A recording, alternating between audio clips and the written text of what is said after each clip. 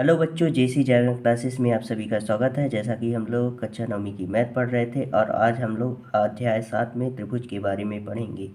जैसा कि कल हम लोग अध्याय 6 में रेखाएं और कोण के बारे में पूरा कंप्लीट कर चुके थे और आज हम लोग अध्याय 7 में त्रिभुज के बारे में पढ़ेंगे। आप जेसी जागरण क्लासेस चैनल को लाइक, शेयर और सब्सक्राइब जरूर करिए और बेल आइकन को जरूर दबाइए, जिससे आपको आगे की वीडियो का नोटिफिकेशन मिलता रहे। अगर आप लोगों के पीछे के क्वेश्चनों में प्रॉब्लम हो रही है तो आप सभी बच्चे कमेंट के माध्यम से हमें जरूर बताइए, जिससे उन क्वेश्चनों को वीडियो बनाकर और अच्छे से समझा सकूं। चलिए हम लोग स्टार्ट करते हैं अध्याय 7 त्रिभुज। देखिए बच्चों, अध्याय 7 में त्रिभुज है। त्रिभुज की परिभाषा यहाँ दी गई है, इसको हम समझते हैं और डायग्राम के थ्रू इसको और अच्छे से समझेंगे। चलिए, यहाँ लिखा है त्रिभुज किसी तल में स्थित तीन भुजाओं की बंद आकृति को क्या कहते हैं? त्रिभुज। मतलब इसमें क्या बोला है, त्रिभुज किसको बोलते हैं? जो तीन भुजाएं होती हैं और उसकी बंद आकृति हो, उसे क्या बोलते हैं? त्रिभुज बोलते हैं। तो चलिए डायग्राम बना के देख लेते हैं और समझ लेते हैं। ये देखिए बच्चों, डायग्राम बन गया।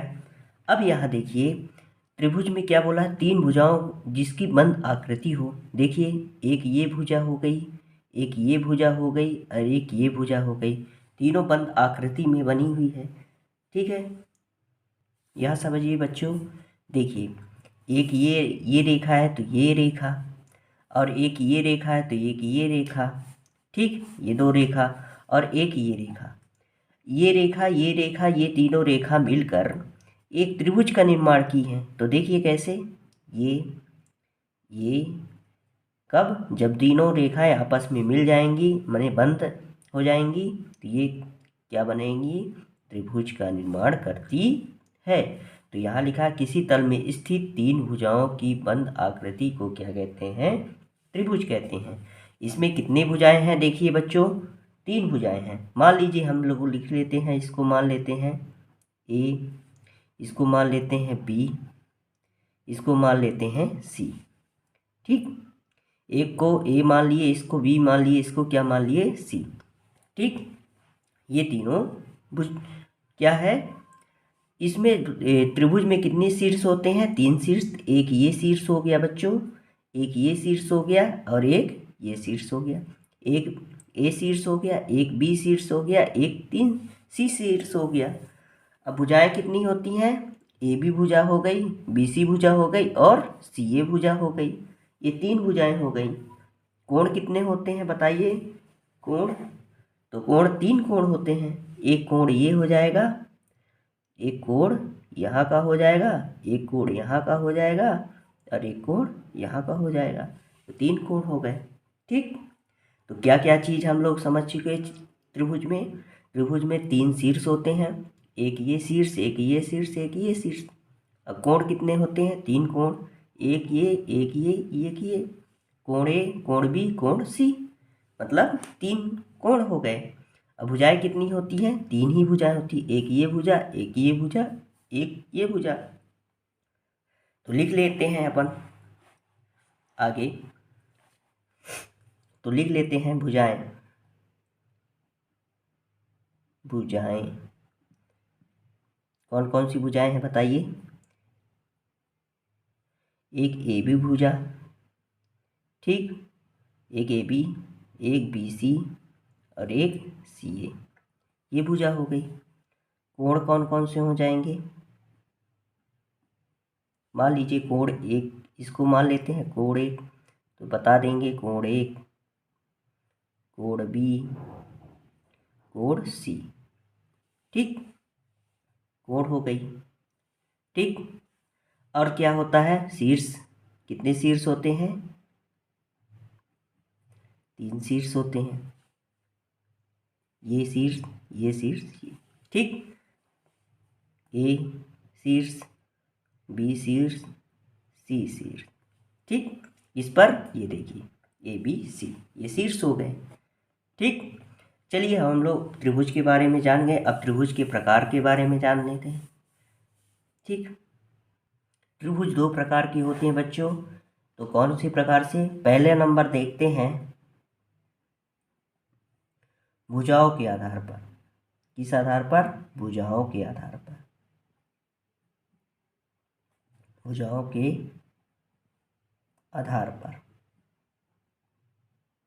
ठीक, पहले भुजाओं के आधार पर होती है और एक होता है कोणों के आधार पर। भुजाओं के आधार पर कौन कौन सी हो जाएगी? तो पहला नंबर भुजाओं के आधार पर पहले का पहला नंबर देख लेते हैं।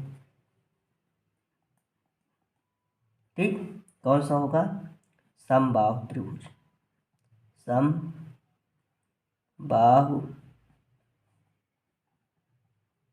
त्रिभुज। ठीक, कौन सा त्रिभुज? समबाहु त्रिभुज। तो समबाहु त्रिभुज कैसा होता है, इसको समझते हैं। ठीक, देखिए बच्चों, पहला नंबर समबाहु त्रिभुज, ऐसा त्रिभुज जिनकी तीनों सुभुजाएं क्या हो? समान होती हैं, उसे क्या बोलते हैं? समबाहु त्रिभुज कहते हैं। इसका प्रत्येक कोण क्या होता है? 90 डिग्री 60 डिग्री का होता है। कितने डिग्री का होता है बच्चों?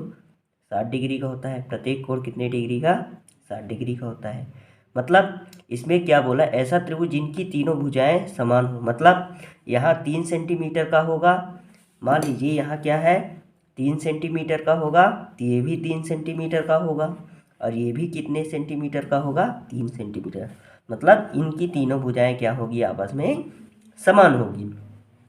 इस पर बने कोण जो होते हैं, कितने डिग्री का कोण बनाएगा? 60 डिग्री का कोण बनाएगा। यहाँ भी 60 डिग्री का, और यहाँ भी 60 डिग्री का, और यहाँ भी कितने डिग्री का कोण बनाएगा? 60 डिग्री का। मतलब इनकी तीनों भुजाएं क्या होती हैं? समान होती हैं। और क्या इसके मतलब अंदर जो कोण बनेगा तीनों कोणों कितने डिग्री का? 60 डिग्री का बनेगा। ठीक है, तो समबाहु त्रिभुज हो गया। अब हम लोग समझते हैं समद्विबाहु त्रिभुज। देखिए बच्चों, समद्विबाहु त्रिभुज, ऐसा त्रिभुज जिसकी केवल दो भुजाएं क्या हो? समान हो। ये देखिए, ये त्रिभुज पे दो भुजाएं क्या है? समान हो, और तीसरी भुजा क्या है? असमान। देखिए ये भुजा AC भुजा और BC भुजा के जो AB भुजा है से क्या है?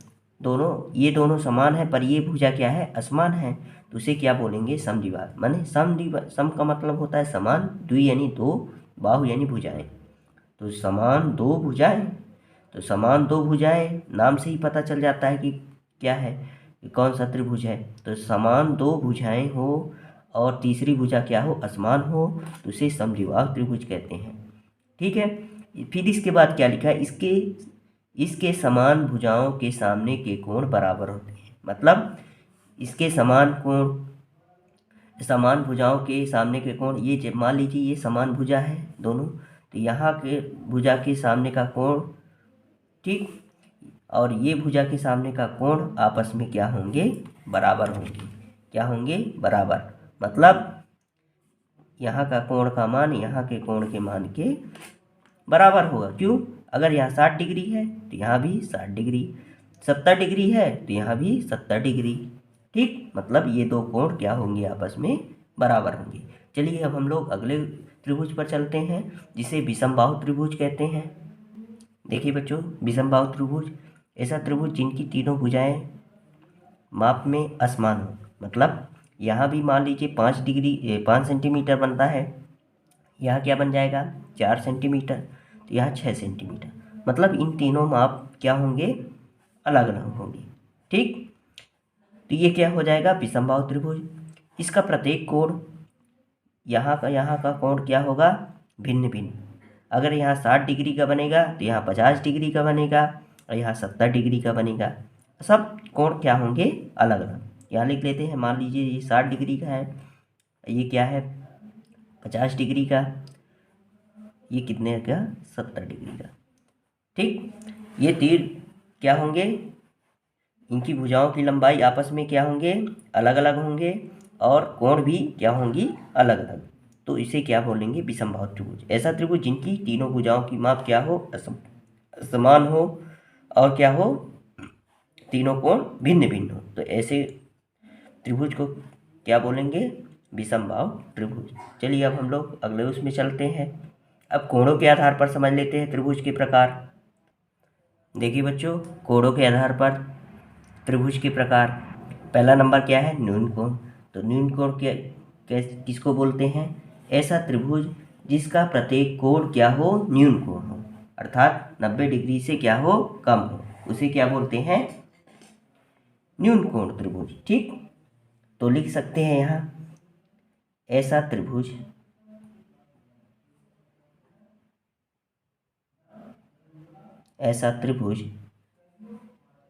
जिसका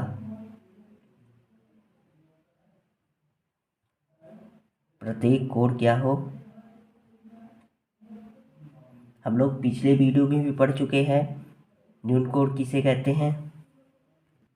यहाँ न्यून कोण त्रिभुज था बच्चों, ठीक है, न्यून कोण नहीं, न्यून कोण त्रिभुज, ऐसा त्रिभुज जिसका प्रत्येक कोण क्या हो। देखिए बच्चों, ऐसा त्रिभुज जिसका प्रत्येक कोण क्या हो, न्यून कोण हो, अर्थात 90 डिग्री से कम हो, उसे क्या बोलते हैं, न्यून कोण।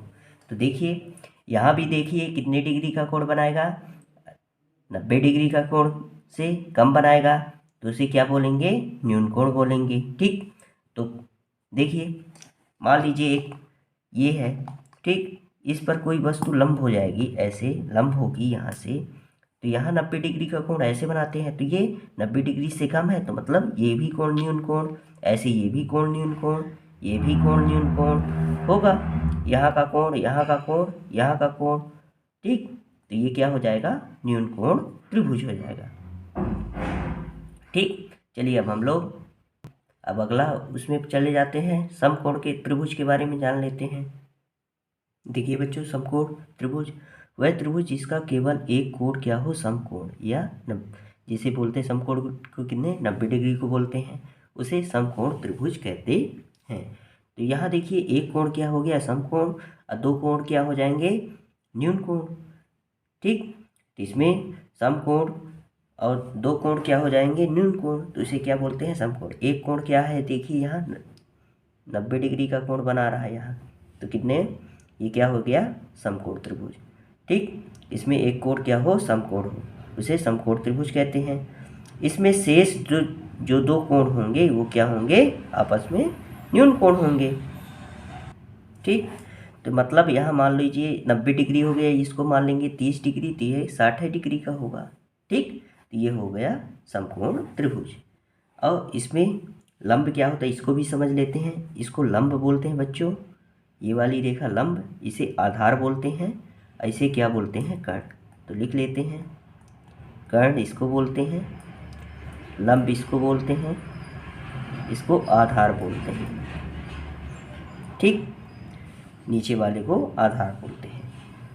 तो 90 डिग्री के जस्ट सामने का कोण, भुजा वाला कोण, 90 डिग्री के जस्ट सामने जो भुजा होती है उसे क्या बोलते हैं, कर्ण।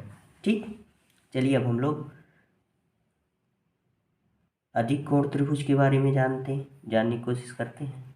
देखिए बच्चों, अधिक कोण त्रिभुज ऐसा त्रिभुज जिसका एक कोण क्या हो, अधिक कोण हो, अर्थात 90 डिग्री से बड़ा परंतु 180 डिग्री से छोटा हो, उसे क्या बोलते हैं, अधिक कोण त्रिभुज कहते हैं। ठीक, तो यहाँ देखिए बच्चों, ये देखिए हम लोगों को पता है 90 डिग्री कैसे बनेगा, इसमें यहाँ से एकदम सीधी एकदम बनेगा ना, ये वाली रेखा। तो ये 90 डिग्री से अधिक है, मतलब 90 डिग्री से अधिक 180 डिग्री एक रेखा पर बनती है, एक 180 डिग्री का कोण। ठीक, तो यहाँ एक रेखा पर 180 डिग्री का कोण बनेगा, तो 90 डिग्री से बड़ा और 180 डिग्री से छोटा, तो उसे क्या बोलते हैं, अधिक कोण। तो इसमें केवल एक ही त्रिभुज मतलब एक ही कोण ऐसा होगा जो अधिक कोण का होगा, तो उसे क्या बोलेंगे, अधिक कोण त्रिभुज। ठीक, तो समझ लीजिए आप लोग बच्चों। अगर आप लोगों से ये समझ में नहीं आ रहा है तो आप सभी बच्चे कमेंट के माध्यम से हमें ज़रूर बताइए, जिससे इसको हम अगले वीडियो में और अच्छे से समझा सकें। चलिए अब हम लोग अगले उसमें चलते हैं। देखिए बच्चों, त्रिभुज के कोणों के योग का गुण। ठीक, ये है त्रिभुज के कोणों के योग का गुण कैसे, एक त्रिभुज के तीनों अंतःकोणों का योग कितना होता है, 180 डिग्री। तो मतलब हम इसको समझ लेते हैं कैसे। तो देखिए, कोण ए, कोण बी, कोण सी। ठीक, ए बी सी, मान लीजिए हम कोण ए को 1 मान लेते हैं, कोण 2 को इसको 2, और कोण 3 को AC को कोण 3 मान लेते हैं। ठीक, तो इसमें बोला है एक त्रिभुज के तीनों अंतः यानी अंदर का कोणों का योग कितना होता है 180। मतलब इसमें ये बोला है कि कोण 1 धन कोण 2 धन कोण 3 बराबर कितना होगा 180 डिग्री के। ठीक, देखिए अब हम इसको कैसे क्वेश्चन पूछ सकता है इसको भी समझ लेते हैं उदाहरण के थ्रू। देखिए मान लीजिए ये कोण ABC है, मानी भुज, ठीक, शीर्ष कोण। अब यहाँ देखिए मान लीजिए ये कितने डिग्री का 30 डिग्री का है।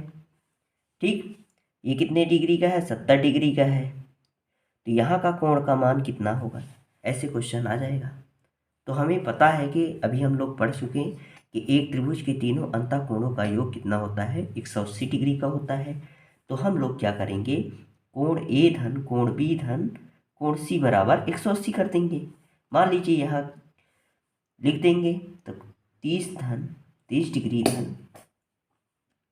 70 डिग्री धन कोण C बराबर कितना हो जाएगा 180 डिग्री के हो जाएगा। तो क्या हो जाएगा 30 और 10 को 70 को जोड़ेंगे तो कितना आ जाएगा 100 डिग्री आ जाएगा धन कोण C बराबर कितना हो जाएगा 180 डिग्री।